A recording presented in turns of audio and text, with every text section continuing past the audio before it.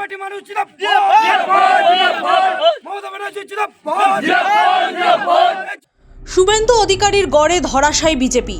এগরার আলমগিরি সমবায় কৃষি উন্নয়ন সমিতির নির্বাচন ছিল, সেখানেই বিনা প্রতিদ্বন্দ্বিতায় জয় পেল তৃণমূল। বৃহস্পতিবার সকাল থেকে নির্বাচন ঘিরে কড়া পুলিশি নিরাপত্তা ছিল এগরা 1 নম্বর ব্লকের আলমগিরিতে। বিকেল না গড়াতেই ফলাফল বেরোয়। জয়ের উল্লাসে আবির খেলায় মেতে ওঠে তৃণমূল, যদিও এই হার মেনে নিতে চায়নি গেরুয়া শিবির।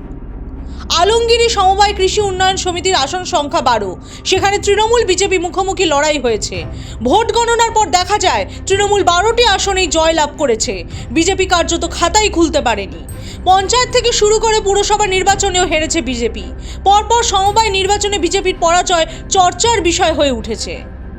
এই বিষয়ে জোরথান অঞ্চলের তৃণমূলের সভাপতি শান্তনু মাইতি জানিয়েছেন, এই জয় থেকেই প্রমাণ হয় যে মানুষ তৃণমূল কংগ্রেসের সঙ্গে আছে, উন্নয়নের সঙ্গে আছে।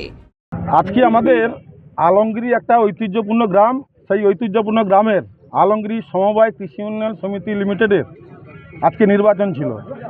স্বাভাবিকভাবে এই প্রতিষ্ঠানটি একটা ঐতিহ্যবাহী প্রতিষ্ঠান এবং এই প্রতিষ্ঠানের আজকে আলমগিরিতে প্রায় 393টি ভোটার ছিলেন এবং অত্যন্ত দক্ষ এবং বুদ্ধিজীবী ভোটার, যারা উন্নয়নের পক্ষে থেকে সমিতিটাকে এতদিন এগিয়ে নিয়ে গেছেন।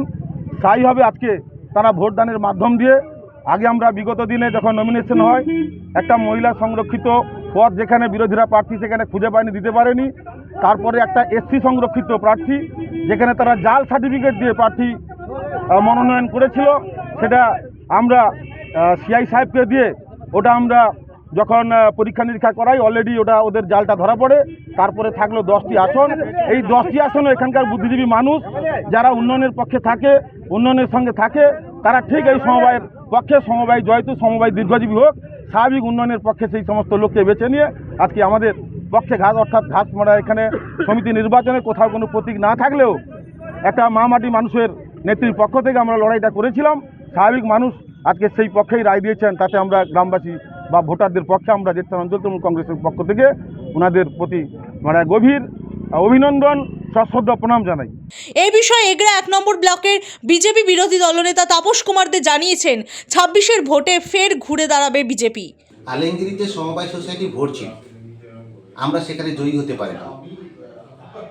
কারণ আপনারা বুঝতে হবে যে কীভাবে ভোটিংটা হয়।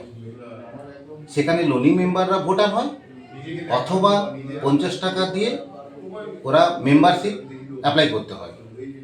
কিন্তু ওরা কি করে, বহুদিন ধরে সমবায় সোসাইটি ওরা দখল করে রেখেছে। তাই ওরা বুঝতে পেরেছে যে পরবর্তী যখন ভোট হবে আমরা ভোট করাতে পারি। তাই তারা নিজেরা কি করেছে, নিজেদের লোককে বসিয়েছে, ভোটার তৈরি করেছে। আপনারা জানেন যে সমবায় সোসাইটিতে যত বেশি মেম্বার হবে তত বেশি সমবায় সোসাইটির উন্নয়ন হবে। ওরা উন্নয়ন চায় না, ওরা শুধুমাত্র ভোটের রাজনীতি জানে। তাই পশ্চিমবঙ্গব্যাপী ওরা এইভাবে করছে। তাই আমরা চেষ্টা করেছি, সামান্য ব্যবধানে ভোটে হেরেছি। কিন্তু আপনারা জানেন এটা গণভোটও নয়, 2026-এ গণভোট হবে।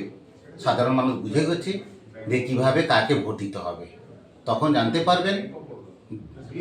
জানতে পারবেন যে সাধারণ মানুষ কি চায় আর চায় না। তাই রাজনীতি করে সবসময় বড় কিছু সাকসেস করা যায় না। কাঁথি সমবায় ব্যাংকের নির্বাচনে তৃণমূলের জয়ের পর এগরার সমবায় সমিতির নির্বাচনে বিপুল ভোটে তৃণমূলের জয় খুবই তাৎপর্যপূর্ণ বলে রাজনৈতিক ওয়াকিবহল মহলের ধারণা। পূর্ব মেদিনীপুর থেকে অভিজিৎ মান্নার রিপোর্ট, দ্য ওয়াল।